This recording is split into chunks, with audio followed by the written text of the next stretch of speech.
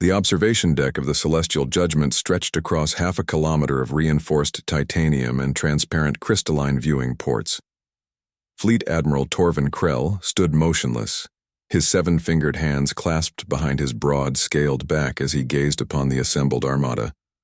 3,000 warships floated in perfect formation, their hulls gleaming under the light of binary stars. Each vessel represented the might of the Sovereign Alliance, a coalition of 42 species that had maintained galactic peace for 11 millennia. Tonight, that peace would be preserved through overwhelming force. Torvin belonged to the Draconith race, beings whose ancestors had evolved from apex predators on a world where survival meant constant adaptation. His species had mastered faster-than-light travel before humans had discovered fire. They had conquered star systems while humanity still painted on cave walls. The Draconith understood power, and they understood that sometimes mercy meant preventing a greater catastrophe before it could unfold. Behind him, tactical displays showed detailed scans of the Sol system, the target of their intervention. The third planet from its yellow star harbored an infestation the Alliance could no longer ignore. Humans. A species so young they measured their spacefaring capability in decades rather than millennia, yet so dangerously innovative that every projection model showed the same terrifying conclusion. Within 3 generations, if left unchecked, humans would develop weapons capable of threatening the entire galactic order. Captain Zinthara entered the observation deck, her chitinous exoskeleton clicking softly against the metal floor. The Hexarian officer carried a data tablet in her upper manipulator appendages, while her lower limbs maintained perfect military posture.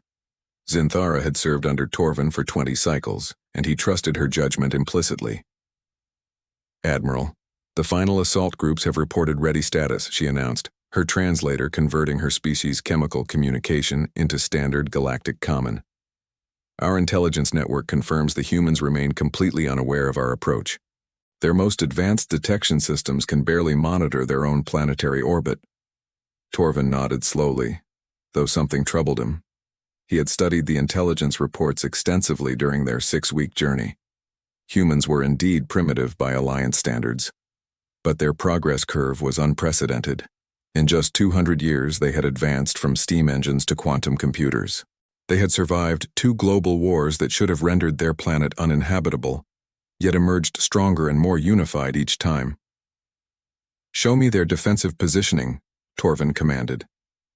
The holographic display materialized between them, showing Earth surrounded by a network of orbital platforms and patrol vessels. 143 combat-capable spacecraft spread thin across geosynchronous and low orbital patterns.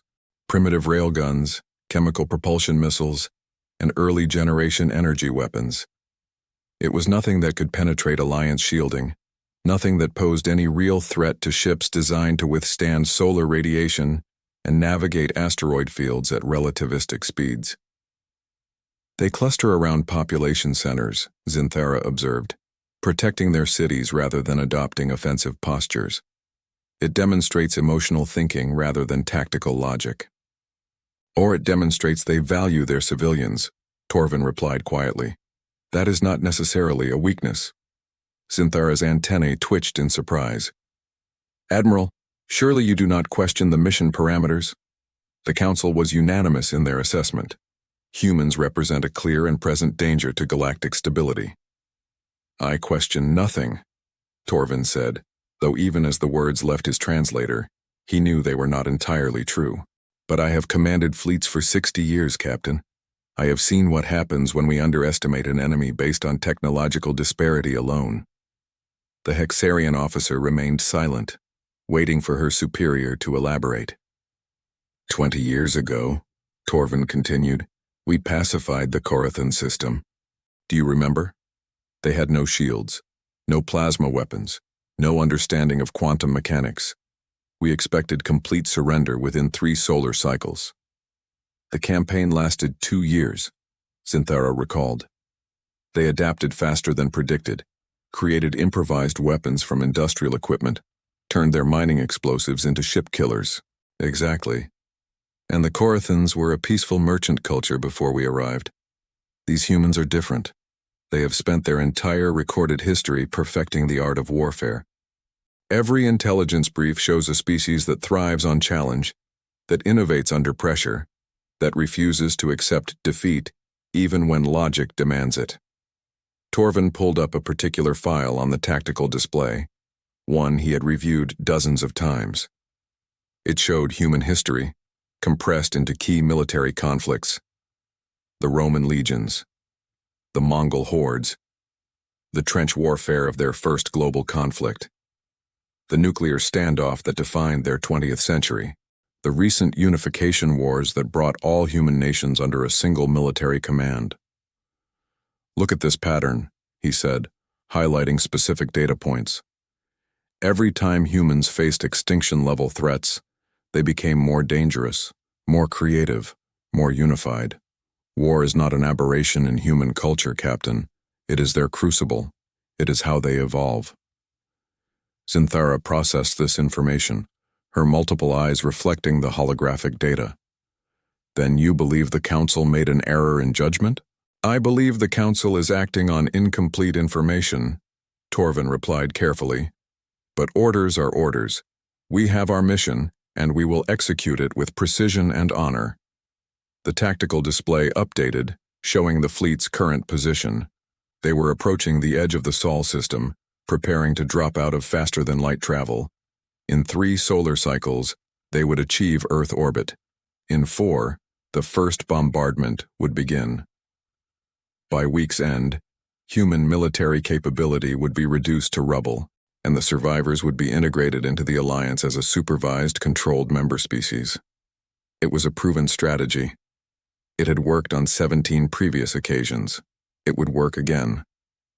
Yet as Torvin watched the blue planet slowly rotate on the display, something ancient stirred in his warrior's instinct, a feeling he had learned never to ignore. The sense that this battle, despite all evidence to the contrary, would not go according to plan.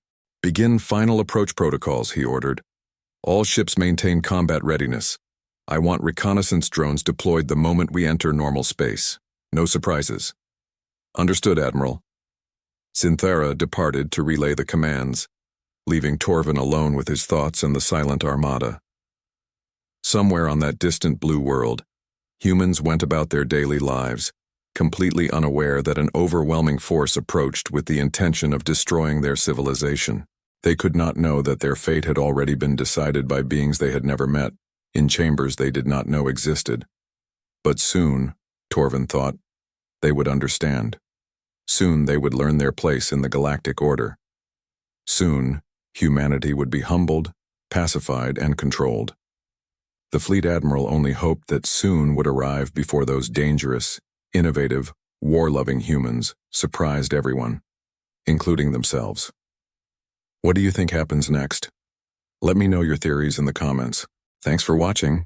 And if you enjoyed this story, be sure to hit that subscribe button for more. I'll see you in the next one. The Emergency Operations Center beneath Geneva hummed with controlled chaos as warning lights painted the walls in urgent crimson.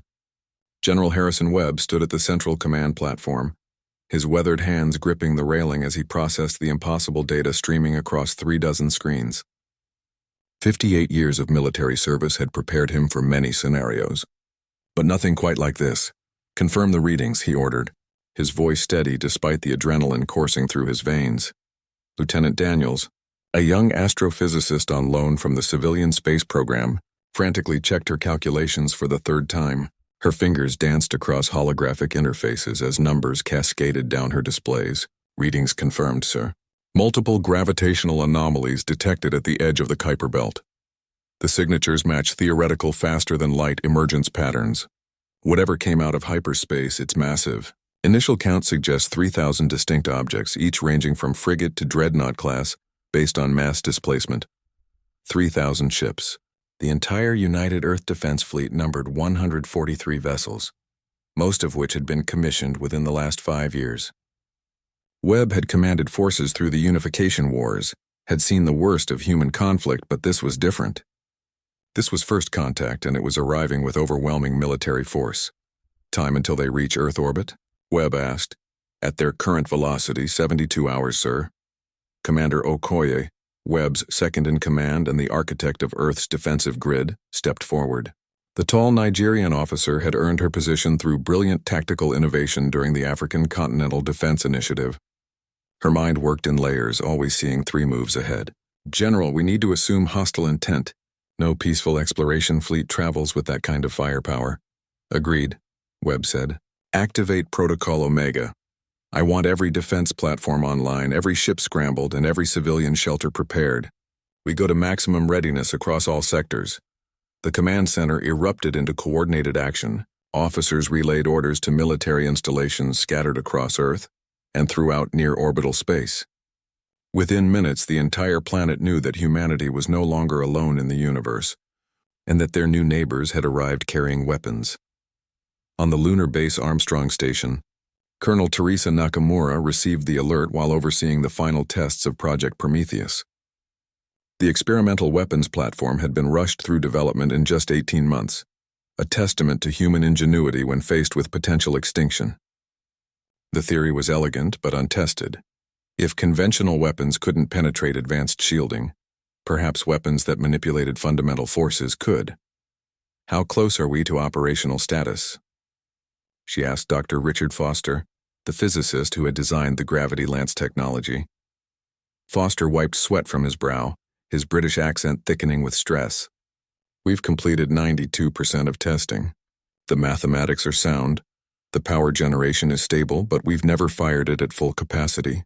There's a non-zero chance the weapon tears itself apart, or worse, creates a localized gravitational anomaly that collapses everything within 1,000 kilometers.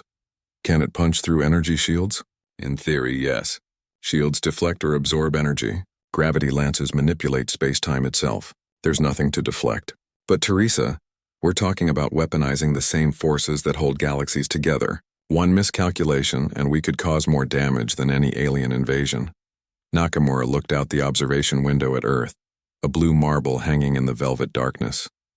Somewhere out there, an armada approached with unknown intentions. Humanity had always been good at one thing: surviving. "Ready the weapon, Richard. If they come in peace, we'll stand down. If they come for war, we'll give them a fight they never expected." Aboard the Celestial Judgment, Admiral Torvin watched as his fleet completed its approach.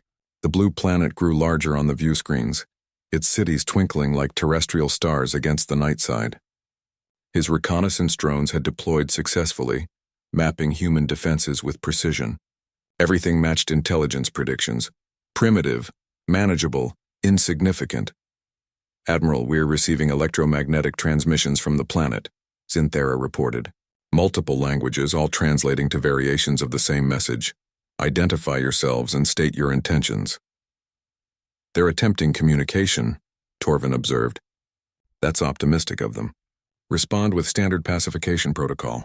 Inform them that the Sovereign Alliance claims jurisdiction over Sol System, and that all military assets must be decommissioned immediately.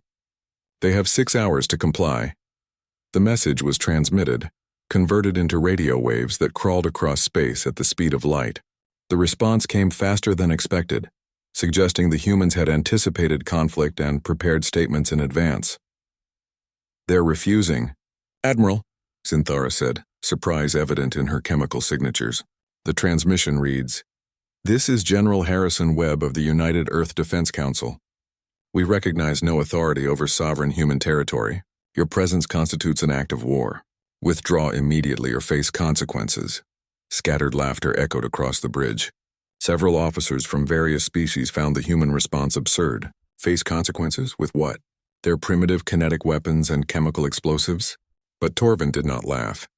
He recognized something in that transmission, something he had heard before in the voices of cornered predators. Defiance. Not the defiance of fools, but the defiance of beings who believed they could win despite impossible odds. "Begin combat operations," he ordered. "First wave will eliminate orbital platforms. Second wave targets ground-based defense installations. Minimize civilian casualties where possible, but make our superiority clear. The humans need to understand that resistance is futile." The armada moved forward, splitting into attack formations. 500 ships peeled away toward Earth orbit, their plasma cannons charging, their shields shimmering with power. They approached the orbital defense platforms, expecting token resistance before the humans' inevitable surrender. What they found instead would change galactic, History. The first platform opened fire not with railguns or missiles, but with something else entirely. A beam of distorted space-time lanced across the void, invisible except for the way it bent light around its passage. It struck the shield of a Draconith cruiser, and for a moment nothing happened. Then the shield collapsed inward, crushed by its own energy as gravity multiplied 10,000-fold at the impact point. The ship buckled, its hull crumpling like paper in a fist before exploding in a brilliant cascade of released fusion energy. "Report," Torvin roared, standing from his command throne. "Impossible," Zinthera whispered, her translator barely functioning as her chemical signals went chaotic. "That platform just destroyed a heavy cruiser with a single shot. Our shields didn't even slow it down. Another beam fired. Another ship died. Then another." The humans had been busy during those decades of surveillance. They had watched, learned, and prepared. The orbital platforms weren't defensive installations. They were weapons platforms designed specifically to counter technology they had never seen, but had theorized into existence. "All ships, evasive maneuvers," Torvin commanded. "Return fire! Destroy those platforms!" But the platforms were already moving, repositioning on maneuvering thrusters, making themselves harder targets. Human spacecraft swarmed out from behind the moon, not charging forward in suicidal attacks, but coordinating in complex patterns, using Earth itself as cover, exploiting the alien fleet's larger size against them in close quarters. This wasn't a turkey shoot. This was a fight. And somewhere deep in the Kuiper Belt, automated systems activated programs written months ago. Human engineers had placed thousands of objects in high orbits, objects that appeared on scans as simple communication satellites or space debris. They were neither. They were mines, gravity mines, and they had just received their activation codes. The outer edge of the alien fleet erupted in devastating explosions as the mines detonated, each creating brief but catastrophic gravitational wells that tore ships apart from the inside out. 20 vessels died in the first volley, then 30 more. Torvin gripped his command throne, watching his perfectly planned operation dissolve into chaos. The humans were supposed to surrender. They were supposed to be afraid. They were supposed to understand their place.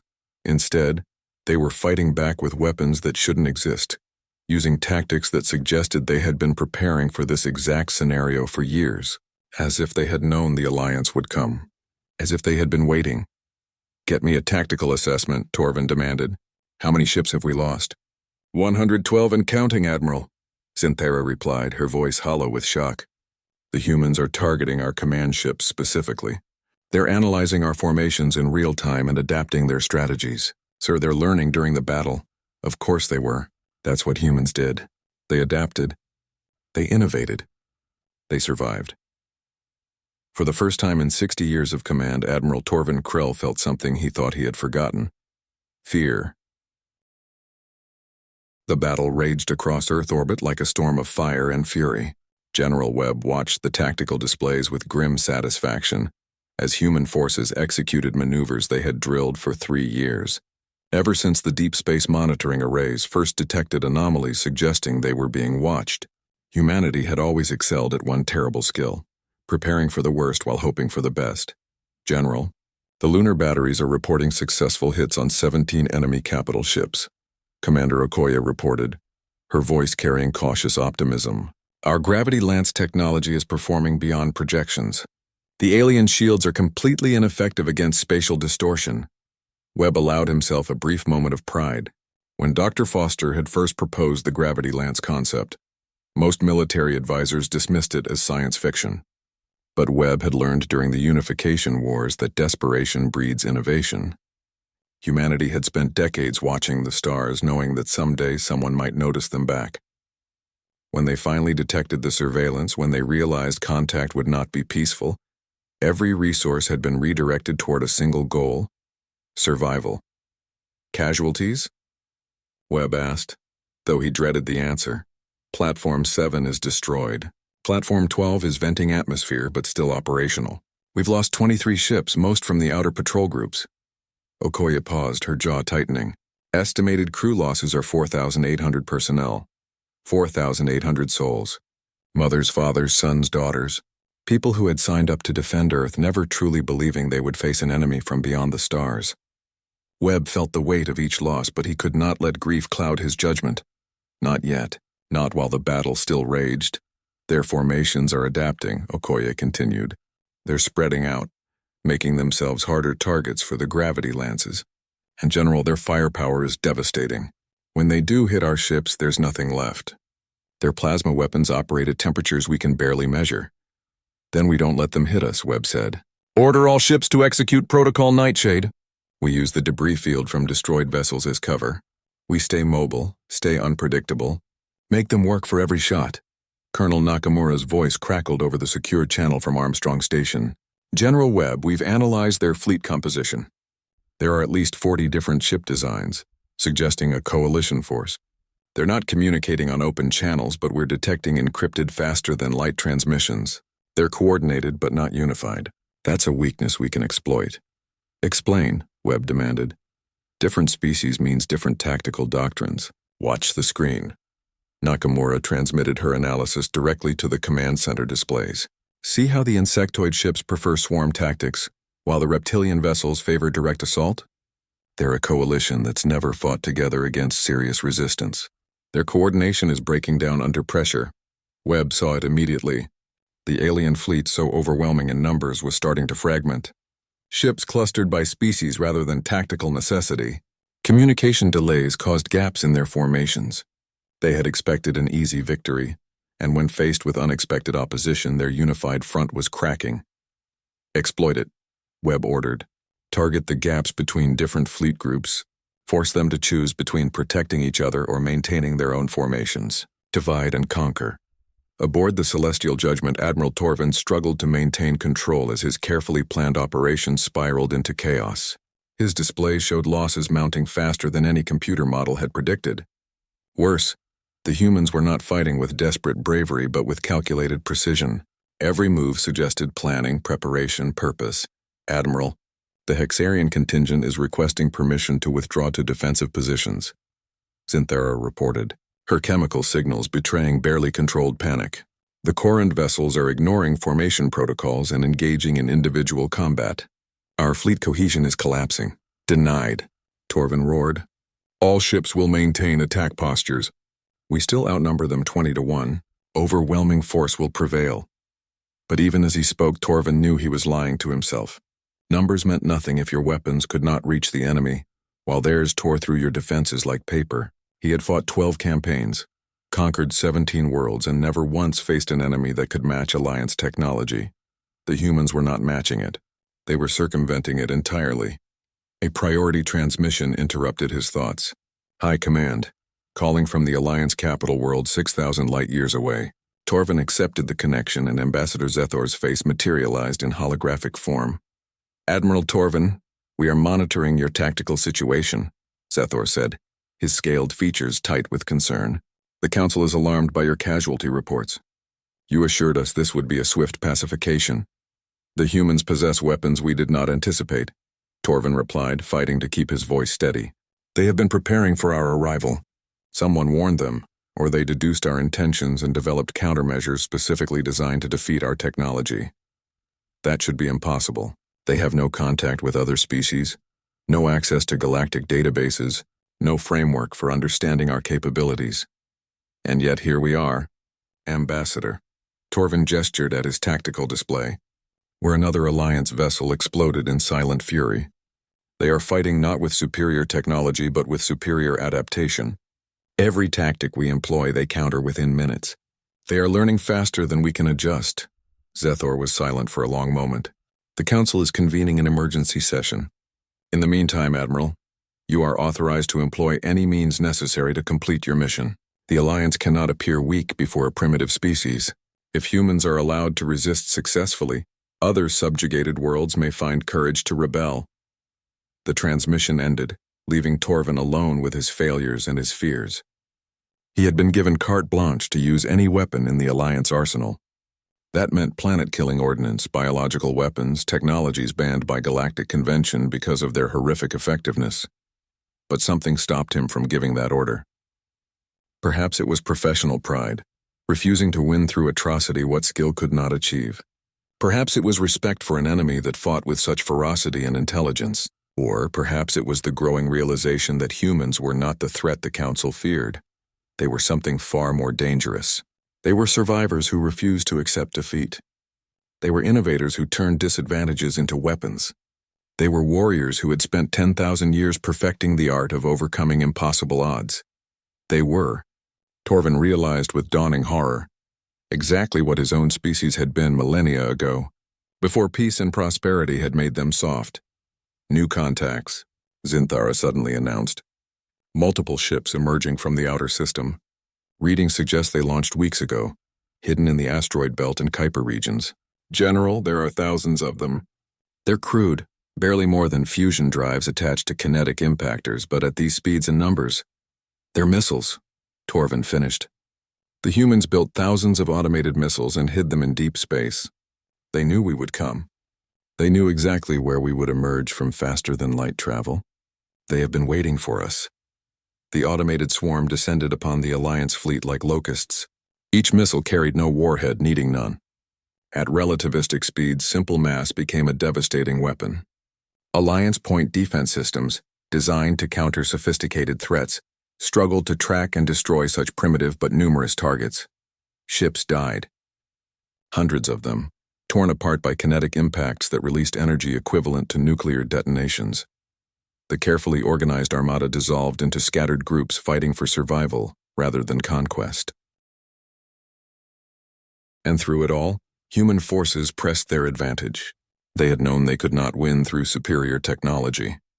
So instead, they had prepared to win through superior strategy, superior adaptability, and superior refusal to surrender even when logic demanded it. Webb watched the alien fleet break apart, ships fleeing toward the outer system in disarray. Victory was not yet certain, but for the first time since the invasion began, it seemed possible. General, Okoye said quietly, we're receiving a transmission from the alien flagship. They're requesting negotiation terms. The command center fell silent. After hours of desperate combat, after thousands of deaths on both sides, the invaders wanted to talk. Webb thought of all the people who had died defending their world. He thought of the families who would never see their loved ones again. He thought of the gamble humanity had taken, betting everything on untested weapons and desperate tactics. And he thought of what would happen if he refused negotiation, if he pressed the attack and tried to destroy the alien fleet completely. More deaths, more destruction, and perhaps a galaxy full of enemies who would never forgive humanity for defeating them. Open a channel, Webb said finally. Let's see what they have to say. The face that appeared on the screen was reptilian, scaled and fierce, but its eyes held something Webb recognized. Not just defeat, but respect. I am Admiral Torvin Krell of the Sovereign Alliance, the alien said through translation software. I came here to conquer your world. Instead, you have taught me that humanity deserves something we were prepared to deny you. Recognition. Not as subjects, but as equals. Webb felt something shift in that moment. First contact, it turned out, was not about superior technology or overwhelming force. It was about proving that you deserve to exist on your own terms. Let's talk, Webb replied. And humanity took its first step into a larger universe, not as victims or conquerors, but as survivors who had earned their place among the stars.